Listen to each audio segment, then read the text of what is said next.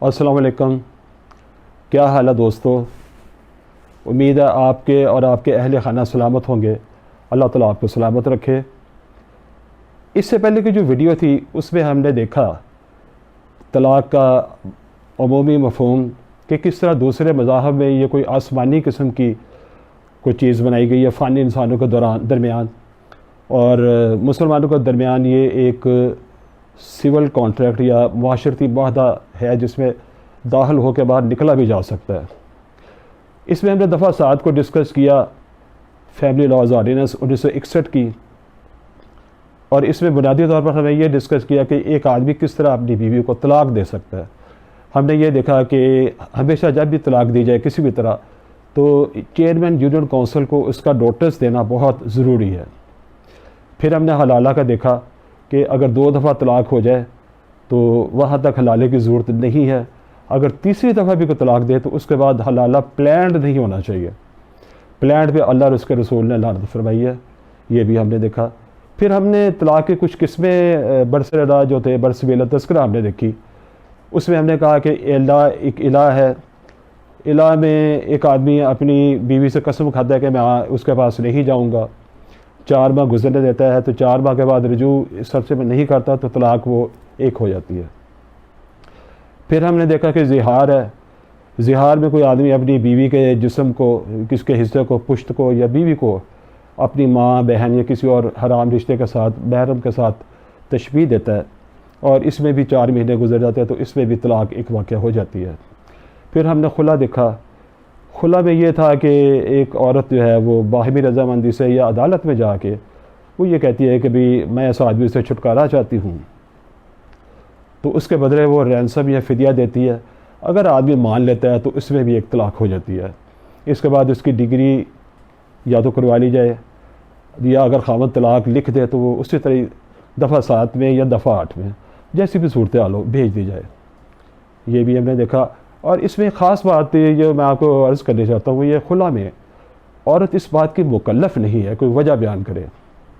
نبی کریم صلی اللہ علیہ وسلم کے دور میں ایک عورت نے صرف یہی کہا کہ جب میرا خاوند آدمیوں میں چلتا ہوا آتا ہے تو مجھے اچھا نہیں لگتا، اسی بنا پر طلاق اس سے دلوا دی گئی تھی۔ ایک عورت نے کہا کہ مجھے اپنے خاوند کا ناک پسند نہیں ہے، اس کی ناک مجھے پسند نہیں ہے، اس پر بھی اللہ کے نبی صلی اللہ علیہ وسلم نے اس کو طلاق دلا دی تھی فدیہ دلوا کے ساتھ۔ ایک عورت نے پھر یہ ایک دفعہ کہا تو اس کے خاوند نے کہا جی میں نے تو اس کو فلاں فلاں چیز دی ہوئی ہے، تو اللہ کے نبی صلی اللہ علیہ وسلم نے فرمایا عورت کو کہ فدیہ میں، رینسم میں آپ اس کو وہ چیز واپس کر دیں۔ اس نے کہا کہ یہ تو میں نے استعمال کر لی ہے، استعمال کی چیز تھی، اب میرے پاس کچھ بھی نہیں ہے۔ اللہ کے نبی صلی اللہ علیہ وسلم نے فرمایا کہ کوئی اور چیز آپ اسے دیں فدیہ میں، تو کہنے لگے جی میرے پاس کچھ بھی نہیں ہے۔ تو اللہ کے نبی صلی اللہ علیہ وسلم نے 1450 سال تقریباً پہلے ایک بالوں کی لٹ جو تھی وہ کاٹ کے، بالوں کی لٹ وہ اس آدمی کو خلا کے عوض رسم فدیہ میں دے دی، اور اس کے بعد طلاق ہو گئی۔ یہ ایک اجمالی سا تصور آپ یا خلا کے بارے میں خیال دیکھ لیں۔ اب اگلا سوال جو ہم نے چھوڑا تھا وہ یہ تھا کہ عورت کیا کرے۔ پہلا حق تو آدمی کا تھا کہ آدمی کیسے طلاق دیتا ہے۔ اب عورت کو یا جیسے ہم پہلے بتا رہے تھے تفویض طلاق کے تحت اس نے جیسے کالم نمبر 18 ہمارے نکاح نامے کا اس میں اس نے رائٹ لیا تو عورت بھی اسی طرح طلاق دے سکتے جس طرح آدمی کا۔ اگر ایسا نہیں ہے تو پھر قانون نے اور انگریزوں نے 1939 میں ایک مہربانی کی کہ انہوں نے مسلم عورتوں کے لیے dissolution of Muslim marriages act 1939 اس کو پاس کیا۔ آج تک کم و بیش اسی پہ عمل ہوتا چلا آ رہا ہے، تھوڑی سی اس میں کوئی ترمیم ہوئی ہوگی تو ہوگی۔ یہ تھوڑا سا میں آپ کے علم میں جو لوگ نہیں جانتے، یہ لوگ چونکہ عام لوگوں کے لیے میں ویڈیو بنا رہا ہوں تو میں ان کو یہ تھوڑا سا بتا دیتا ہوں تاکہ ان میں ذہن میں ایک جستہ میں پڑھ کے یہاں دیکھ بھی لوں گا تو ان کے ذہن میں ایک تصور آ جائے۔ اس میں ایک دلچسپ بات میں آپ کے ساتھ شیئر یہ کرنا چاہتا ہوں کہ ایک تو خواتین، اگر برا نہ منائیں جو میری ویڈیو دیکھ رہی ہیں، خواتین کے ساتھ ڈیل کرنا بھی کئی دفعہ مشکل ہو جاتا ہے۔ میں 1982 میں سول جج لاہور تھا، تو مجھ سے پہلے صرف ایک سول کورٹ ہوا کرتی تھی لاہور میں، تمام لاہور اور گردنواں کے لیے ایک سول کورٹ، ایک فیملی کورٹ تھی۔ سول جج تھے جو فیملی کورٹ کا بھی کام کرتے تھے، وہ بڑے جید قسم کے جج تھے۔ ایک دن وہ ہمارے سیشن جج صاحب کسی بات پہ چھٹی کی درخواست آئی، اس پہ وہ ناراض ہو گیا تو انہوں نے ان کو تبدیل کر کے تو مجھے وہاں لگا دیا. وہ بھی غیر شادی شدہ تھے لیکن مجھ سے بہت بہتر قانون جانتے تھے اور میں بھی غیر شادی شدہ تھا. تو پھر انہوں نے یہ کہا کہ شادی شدہ لوگوں کو لگاؤ تاکہ ان کو تجربے ہو. تو اس پہ وہ لیکن ہمارا کام چل رہا تھا. تو ایک دلچسپ واقعہ میں آپ کو بتاتا ہوں جس سے آپ کو پتہ چلے کہ کئی دفعہ یہ کام خاصا مشکل بھی ہو جاتا ہے. ایک خاتون تھی اس زمانے میں 1982 سے پہلے طلاق کے دعوے جو تھے جو میں نے محسوس کیا کیونکہ میں 1982 میں سروس میں آیا. تو طلاق کے دعوے جو تھے وہ اسی طرح دیوانی دعووں کی طرح اس میں لکھتے تھے. جائز زبان شہادتیں ہوتی تھی, جرح ہوتی تھی. آپ کبھی نور جہان اور شوکت حسین رضوی کا کیس دیکھ لیں, اتنے وکیل بڑے بڑے نامور اور جرح ہو رہی ہے اور شہادتیں پیش ہو رہی ہیں اور اخیر میں کئی دفعہ جائز زبان خارج بھی کر دیا کرتے تھے.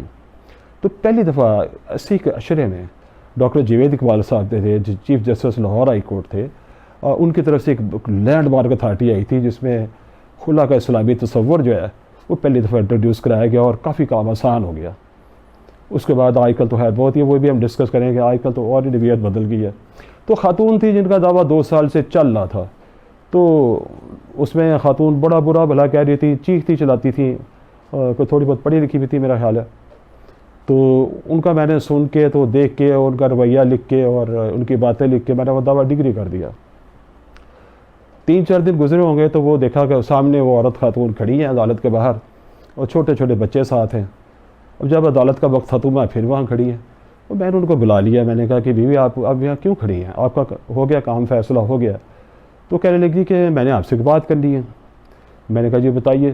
تو کہنے لگی کہ آپ نے مجھے طلاق دے دی ہے, اب میں کیا کروں, میں نے بچوں کو لے کر کہاں جاؤں؟ تو میں نے کہا جی آپ کا 2 سال سے دعویٰ چل رہا تھا, آپ اپنے خاوند کو برا بھلا کہہ رہی تھیں, تو آپ کے میں نے بحث سن کے تو خلا آپ کو دے دیا, آپ کا حق مہر میں نے اس کے عوض مقرر کیا اور آپ فارغ ہیں آپ. تو کہنے لگی کہ یہ آپ نے کیا ہے, اب میں کہاں جاؤں؟ تو میں نے کہا کہ یہ آپ کو پتہ ہونا چاہیے تھا, آپ نے کیا کیا؟ تو کہنے نہیں جی وہ تو میں نے کہا آپ یہ کہ پھر کیوں ایسا کر رہی تھی؟ وہ کہتے جی عورتیں تو کرتی ہیں, تو قلم آپ کے ہاتھ میں تھا, آپ نے مجھے طلاق نہیں دینی تھی. میں نے کہا بی بی آپ مانگ رہی تھی, میں نے سن کے قانون کے مطابق فیصلہ کر دیا.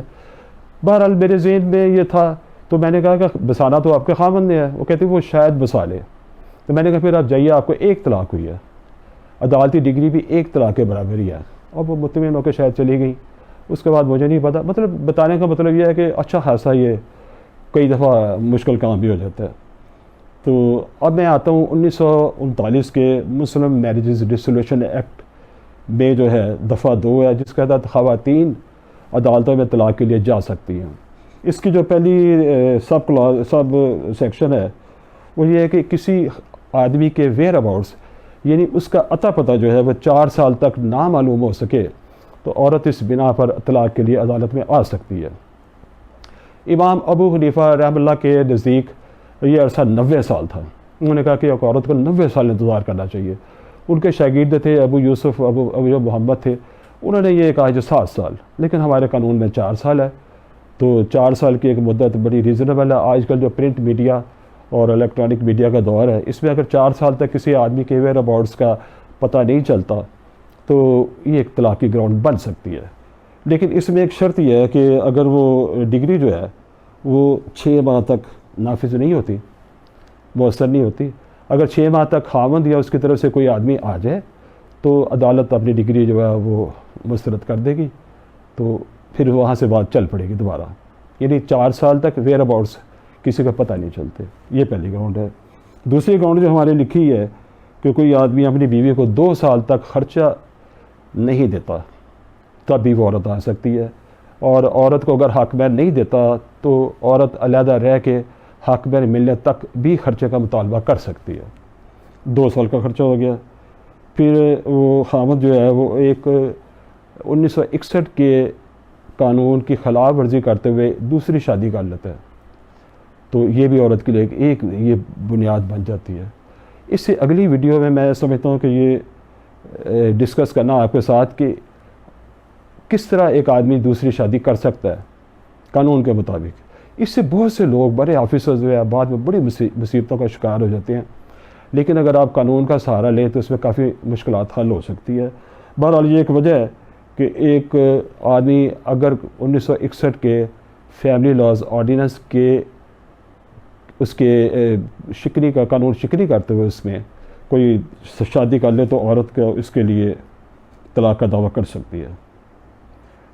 اس کے بعد یہ ہے کہ کسی آدمی کو 7 سال یا اس سے زیادہ سزا ہو جائے تو بھی عورت کا حق بنتا ہے کہ وہ طلاق کے لیے آ سکتی ہے عدالت کے اندر کہ اس آدمی کو سزا ہو گئی ہے، کہ جب تک یہ کنفرم اوپر والی عدالت سے نہ ہو تو ظاہر ہے اس میں وہ نہیں ہے بھی آتی، کنفرم ہونے کے بعد یہ ایک طلاق کی وجہ بن سکتی ہے۔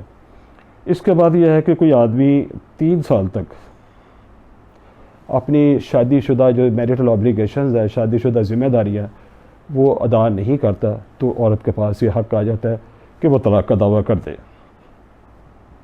اس کے بعد یہ ہے کہ کوئی آدمی وہ نامرد ہو اور اسی طرح رہے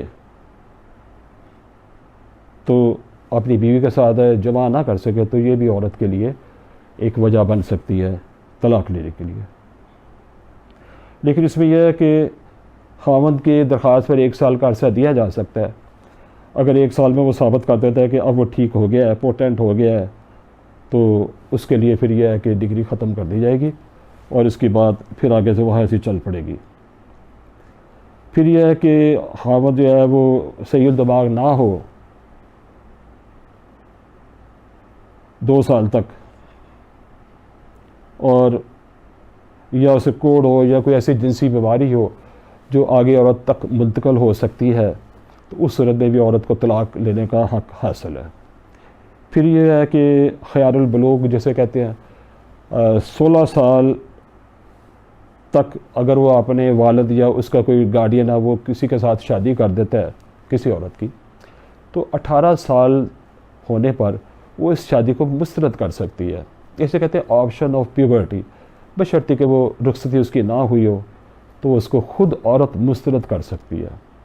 اس میں کہا تو یہ جاتا ہے کہ ڈگری کی بھی ضرورت نہیں ہوتی، لیکن بہتر ہے کہ کسی عدالت سے ڈیکلیریشن لے لیا جائے تاکہ بعض کی وقتوں سے بچا جائے۔ لیکن ایک بات یاد رکھنے کی ہے کہ 18 سال سے پہلے کوئی بھی عورت جس کی رخصتی نہ ہو اور جس کو شادی میں دیا گیا ہو عقد میں کسی کے ساتھ رخصتی کیے بغیر وہ اس شادی کو مسترد کر سکتی ہے۔ خیار البلوغ یا آپشن آف پیورٹی سے کہتے ہیں۔ اس کے بعد یہ ہے کہ ظالمانہ لیان کا ہے۔ لیان میں یہ ہے کہ آدمی اپنی عورت پر کوئی زنا کا الزام لگاتا ہے، عورت اس کو نہیں مانتی تو یہ بھی ایک طلاق کی وجہ بن سکتی ہے کہ اس نے طلاق کا الزام لگایا ہے تو اس کی وجہ سے وہ اس کے ساتھ نہیں رہ سکتی۔ پھر یہ کرولٹی ہے کہ ظلم و تشدد ہے کہ خاوند اپنی بیوی پہ ظلم و تشدد کرتا ہے۔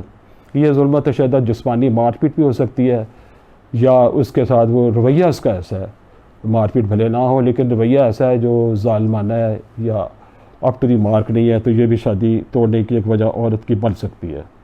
اس کا خاوند جو ہے وہ بری عورتوں کے ساتھ اٹھتا بیٹھتا ہے یا اس کو وہ ایک بری زندگی گزارنے کا کہتا ہے، یہ بھی ایک وجہ بن سکتی ہے۔ اچھا، اس کے بعد یہ ہے کہ عورت کے نام کوئی پراپرٹی ہے تو خاوند جو ہے اس کی پراپرٹی بیچ دیتا ہے یا اسے اس کے حق سے محروم کرتا ہے کہ اسے استعمال میں لائے، یہ اکیلی بھی ایک وجہ بن سکتی ہے عورت کے طلاق لینے کے لیے۔ یا اس کے پھر مذہبی رسومات کی ادائیگی میں عورت کو روکتا ہے، یہ بھی ایک وجہ بن سکتی ہے۔ یا پھر یہ ہے کہ ایک سے زیادہ بیویاں اس آدمی کی ہیں اور وہ ان کے ساتھ اسلامی قوانین کے مطابق برابری کا سلوک نہیں کرتا، اس میں بھی عورت اس بنا پر طلاق کا دعویٰ کروئلٹی کے اندر کر سکتی ہے۔ اس کے ساتھ یہ بھی کہا گیا کہ اسلام میں اور جو بھی کوئی رائج قوانین ہیں یا اور کوئی وجہ ہے وہ بھی اس کے اندر آ کے تو عورت اس کے اوپر طلاق کا دعویٰ کر سکتی ہے۔ تو کل ہم انشاءاللہ تعالیٰ یہ دیکھیں گے کہ آدمی اگر دوسری شادی کرے تو وہ اس کے لیے قانونی طور پر اسے کیا کرنا چاہیے۔ اس سے یہ میں نے اپنے تجربے میں دیکھا ہے کہ بہت سے آدمی چھپ چھپا کے شادی کر لیتے ہیں، حالانکہ اس کی ضرورت نہیں ہے۔ اگر آپ قانون کے مطابق اس پہ چلیں، یا دوسری شادی کن حالات میں کرنی چاہیے مذہب کے لحاظ سے یا اخلاقی طور پر، یہ ہم اگلی جو ویڈیو اس میں انشاءاللہ ڈسکس کریں گے، بحث کریں گے اس کے اوپر۔ اگر آپ کو یہ ویڈیو پسند آئی تو اس کو چینل کو سبسکرائب کریں اور اس کو بیل آئیکن دبا کے لائک کریں اور کمنٹس ضرور کریں تاکہ آپ کے ساتھ ہم گفتگو میں شریک ہو سکیں۔ تب تک کے لیے آپ سے اجازت چاہتے ہیں۔ السلام علیکم۔ اللہ آپ کا حامی و نگہبان ہو۔